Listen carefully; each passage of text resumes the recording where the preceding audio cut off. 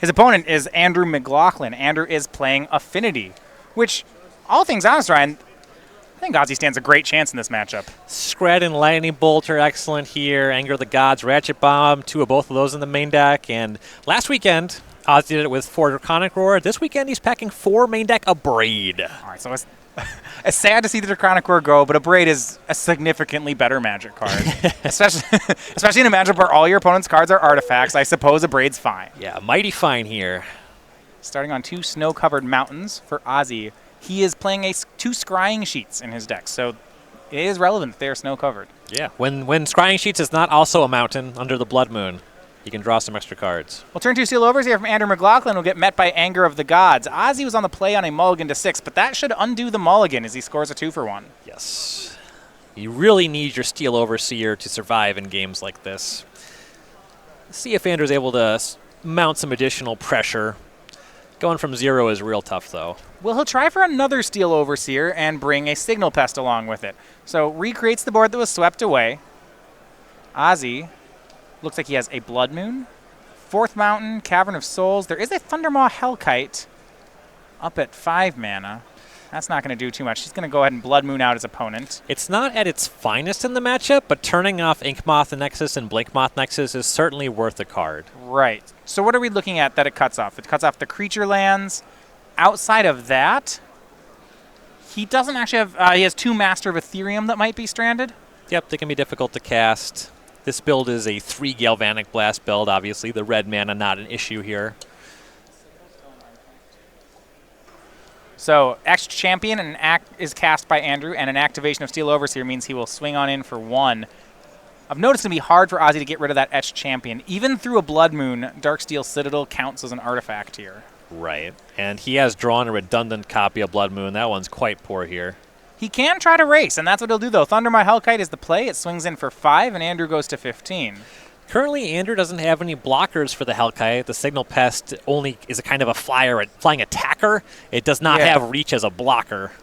Yeah, I do think Andrew, as the board stands, wins the race. But if you give Ozzy another top deck Thundermaw, that could turn around. Right. Only one of that specific dragon, but a Glory Bringer would supplement it really well. I guess I wouldn't mind a Storm Breath Dragon. But here's another Steel Overseer for Andrew. His clock is now really quick.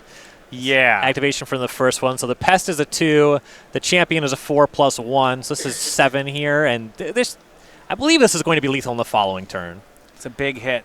Looking at the dragons, actually, for Ozzy, yeah, it's the same setup. One of the Glory Bringers from last week turned into a this is a Singleton Thundermaw. Otherwise, it's the same 10. Right. And Ozzy's draw has been heavy on these snow-covered mountains. Plays 1 for turn, 1 left over in the hand. Storm Breath swings in to put Andrew down to 10. And Andrew has 11 power, ignoring the Battle Cry trigger. That's going to push him to 14 if nothing changes here. And we see a Galvanic Blast out of McLaughlin. That should certainly do it. Upstairs, Ozzy's to 8. 2 cards in hand, one of them's a Blood Moon. Even if his other card were a Scred, I don't think that matters. Yeah, there's just some draws in his deck that could buy him a turn, but he's just dead here on the crackback, and we'll be going to game 2 in just a second. Yeah, 1-0 for Andrew here. All right, so Andrew McLaughlin taking the first game. Ozzy's deck scored a pretty decent Anger of the Gods, but at that point, when you look at the actual spells that did anything, it's just was a Thundermaw and a Anger of the Gods. Yes. Yeah, and you're going to need more cards than that. 2 heavy on lands, 2 heavy on the Blood Moon. The first one's acceptable, but you have to supplement it with some Lightning Bolts, some Screds. Once Andrew starts activating Steel Overseer, the game gets out of hand really quickly. So Ozzy's sideboard has some hits here. We're going to look at 3 Molten Rain, 2 Damping Sphere, and it's mono red board, so a lot of these will be hate for specific matchups. 2 Dragon's Claw, 2 Relic of Progenitus, 2 Ricochet Trap, 2 Shattering Spree, a third Anger of the Gods, and then a Boil. The 2 Shattering Sprees are excellent. Sure, it's Affinity, great. The 3rd Anger of the Gods, that does a trick. That is a fine card. Yeah, and are you interested in anything else here? I'm not. I guess nothing's great. I'm looking at cards like Blood Moon out of Ozzy, or things that I might want to side out. You can only make a lateral shift, really. You could reach for Molten Rain over Blood Moon. It answers some of the same things. You want to trim on Blood Moon, as you saw in Game 1, drawing multiple copies not very good. Turning off the creature lands is actually a significant box. Yeah. I think leaving in maybe 2 copies is totally reasonable, and Molten Rain's a downgrade in that department. Okay, so you think the ability to hit 2 creature lands is better than the possibility of 2 damage? Yes, especially because he's backing that up with another copy of Anger of the Gods. That card doesn't impact creature lands in any way, so being able to deliver that 1-2 punch can be a big deal if the rest of his draw shakes up in a good way. All right, so on Andrew's side, moving against sideboard, he's playing against, all right, he has a pretty good idea of what it's up against. Scred Red, 2 Ancient Grudge, 2 Damping Sphere of his own, 2 more Etched Champion. I think he's on a 1 Champion, 2 Master of Ethereum on his main deck. So 2 Gear per Aether Grids, 2 Stubborn Denials, 2 Thought Seizes, a Blood Moon of his own. Don't think we want that. Graph Digger's Cage and Rest in Peace. The best cards here, the 2 Etched Champion. Ultimately, he's playing against kind of a mid-range deck, so a creature that dodges removal, definitely where you want to be. There's some other cards you can reach for. The Stubborn Denials and the Thought Seizes are both fine cards. I think Stubborn Denial matters more than Thoughtseize in this matchup. You don't really want to grab any of the creatures from Ozzy's deck. You can swing through a Thunderbreak Regent, a Stormbreath Dragon, whatever. But countering an Anger of the Gods can be a big deal. Yeah, we saw last game Ozzy made Thundermaw Hellkite, and Andrew was pretty free to ignore it. It really seemed like what we cared about was, did Ozzy have removal? And in that sense, I guess Stubborn Denial is just going to outperform Thoughtseize. Right. You can also draw it once you're already set up. Part of the equation is that Andrew's not trying to stop Ozzy from setting up. He's very much the aggressor in this matchup. Top decking Thoughtseize is kind of poor. You're often giving Ozzy a window to leverage whatever he wants when you draw that, but the Stubborn Denial helps you push an advantage whenever you draw it, as long as you haven't already been swept. Sure. So, looking at Ozzy's threats then, I believe that he can control the early game, especially, Lightning Bolt, Scred, Abrade, Anger, and now he's going to have Shattering Sprees. All right, I expect in the first 2 turns, some artifacts are going to get smashed up. Right. What I didn't like out of that game was when Ozzy tried to turn the corner, he baited 5/5 Haste Flyer for 5, and that was really the whole card, and it wasn't too impressive. Is there cards that do better here, cards he's looking for, or is that, I'm actually really intrigued by this deck leveraging Sarkhan Fireblood as the win condition. Trim some of these dragons, spend your time looting away, or rummaging rather, those extra mountains, drawing in removal spells, and then building up to that Sarkhan Fireblood -7. Not casting dragons, but rather using your card filtering engine to ultimately amount to a game win. Makes like 4 5/5 dragons or something like that. Yes, Sarkhan. Right. Yeah, some of the power of the deck is you make the 2 extra mana, you can power out your dragons, but for it's -7, it starts from 3, is create 4 5/5 dragons with flying. Sure. So I think that trimming the Blood Moons certainly makes sense. Trimming some of these dragons, the 5-mana ones, more so than the Thunderbreak Regents. Yeah. And then leaning a little bit heavier on Sarkhan to actually close the game. Yeah, I actually do like that, kind of being this mono-red control deck. If he gets a hand that lets him set up for Sarkhan, plus to discard, and find removal, ultimate. Right. There are windows where specifically Thundermaw Hellkite can be worth some cards.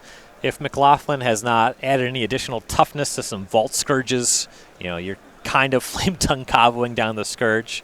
Not a huge win, but it's one that's worth tracking. Yeah. Whereas Stormbreath Dragon, not that great. Glorybringer can have a similar effect too. So the Stormbreath Dragons are the immediate cut in my eyes. Yeah, Stormbreath Dragon's doesn't seem great here. Protection from white's not relevant. Without Sarkhan, actually you can't even use Sarkhan mana to use Monstrosity on it, so... Yeah, just to cast dragon right, spells. Just to cast. I was wondering if that was a possibility, but no. Ozzy again on 6 cards, but he looks like he's keeping on 6, and here's our second game. Ooh, definitely a Shattering Spree in the holdings. Yeah, Shattering Spree and Abrade. I don't know about his land count. I think we're on... Ooh, we have a Scrying Sheets in there, actually. All right. That could be great. It can. You need a 3rd land to start working with it, but it's a good start. Some cogs for Andrew. Welding Jar and Springleaf Drum to start.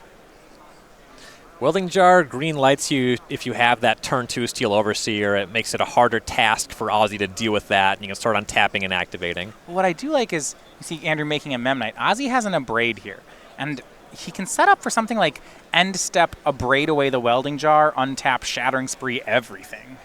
Yeah, that would be a big swing. We see Etched Champion. And that's a huge win for Andrew. He does have that Darksteel Citadel as backup. You can't overload the Shattering Spree in a way where it destroys the other artifacts and can target the Etched Champion because it all resolves at once. Well, as long as he manages to keep Ravager counters and Cranial Platings off this Etched Champion, maybe we're okay. Yeah, controlling that is going to be important. You can abrade something here. You do want to go to work. Yeah. You want to try to get to a position where it's just Etched Champion plus a Darksteel Citadel with that Inkmoth Nexus, all the mana taps, so that can't be activated. It's tough because Affinity just throws so many artifacts on the battlefield so quickly. Well, let's see what he wants to abrade here. There's an argument for the Welding Jar, actually. The argument for the Welding it's destroy an artifact. That one's not a creature. More your stuff like Lightning Bolt, Scred can target the Memnite. Yeah, well, my thought is that he targeted Memnite. And the problem is that if you use Abrade on anything but the Jar, you're giving your opponent the option of Jar or Thing B. So I might as well just like take that option away and just hit the Jar. Yeah. He did go over the Memnite, and as it turns out, Andrew elected to just bin the Memnite. Mm-hmm. Third land here from Ozzy. Can you regenerate off Shattering Spree?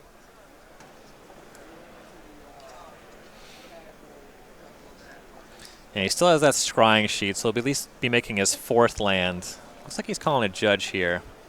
Notably, Shattering Spree is a little bit different than Shatter Storm. Right. If Ozzy was casting Right. Shatter Storm, it makes it so you can't regenerate artifacts. So you can't just leave behind Etched Champion Welding Jar. The Shattering Spree can't really poke through that, whereas a Shatter Storm would be able to. So if Shattering Spree, you double target on Replicate, you can punch it through a Welding Jar, right? Right. So if there's a Cranial Plating, I need to get rid of it, I can replicate 2 copies of Shattering Spree at your Cranial Plating, and a Jar won't save it. Mm-hmm. I am slightly curious, especially because he's on 4 main deck Abrade, and he has all these pinpoint spot removal spells, Anger the Gods on 3, of the decision to play Shattering Spree over Shatter Storm. Neither of these cards really matter in your KCI matchup. They're mostly going to be for Affinity. And Shatter Storm seems to matter in more of the games. At least that's my impression with the way that things are playing out on the composition of the deck, experience playing with and against Affinity. Yeah, I mean, you're right. So normally when you play Shattering Spree in these mono-red decks is if you need to fire it off on the early turns. But with so much, you said, cheap removal, you can afford to wait until turn 4. You probably have something else to do in the meantime. Right. I imagine the Judge Call pertains to this Shattering Spree being cast. Wanted to see about maybe being able to overload and hit the champion in this window, but as you see, it's just targeting the drum and the Welding Jar. And Andrew will regenerate the Etched Champion in response. And that's the window where you want to do it because you maintain Metalcraft through that resolution. You'll have to regenerate shield after the resolution there. So he chose replicating 1 at the Welding Jar, 1 at the Springleaf Drum, and both artifacts were hit here. We'll get exactly confirmation on what happened. If Ozzy had made replicated it 3 times, 2 at the drum and 1 at the jar, this would have happened. Not entirely certain the process that led us here, but this is where we are. And it looks like Andrew's going to go ahead and re-establish Metalcraft with that Springleaf Drum.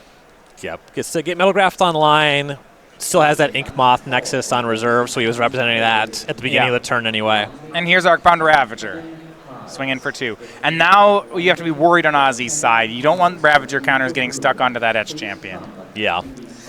There's a little bit of a dance with that because you can't go too heavy on the Ravager on this window because you knock yourself off Metalcraft. Ozzy draws another Abrade. Sand looks to be 2 more Abrades. But even a 3/3 Etched Champion's a big deal here, though. All right, plays Scrying Sheets. We'll help him maybe draw some more lands. Etched Champion is just being a pain for Ozzy's deck right now. When I lose to Affinity, it tends to be games like this. Etched Champion is just the heavy lifter in the mid-range matchups. Man, on Ozzy's side, I wanted to wait to figure out a board. So like that last turn, if he had the single damage removal spell to get the champion off, I'm pretty into it. I just don't think you get the window you're describing. I hear Yeah, what you're saying. yeah, you want to probably play don't. for it, but playing with and against Affinity, it just never happens. Andrew had, what, 4 cards in hand at that point in time? How many of them do you think were artifacts? Yeah, I mean, I was hoping that turn when the spree happened, that Ozzy, after it resolved, was going to tap that last mountain and say lightning bolt. There's no window if the jar is activated, is the thing. Oh, because if the jar's already targeting the champion? Right. Because you still maintain Metalcraft while the drum is being targeted. So the drum's still on the table. That's the 3rd artifact, Darksteel Citadel, Champion, Springleaf Drum. Yeah. So you regenerate. There's no window to use your damage spell there. Metalcraft's still online. Then at the end of that, the regen shield is up. That can dodge 1 removal spell. So Abrade is destroying target artifact on Arcbound Ravager. And in response, Andrew's going to sacrifice 1 card to the Ravager and then use the Ravager to put 2 counters on the Etched Champion. It'll attack in for 4.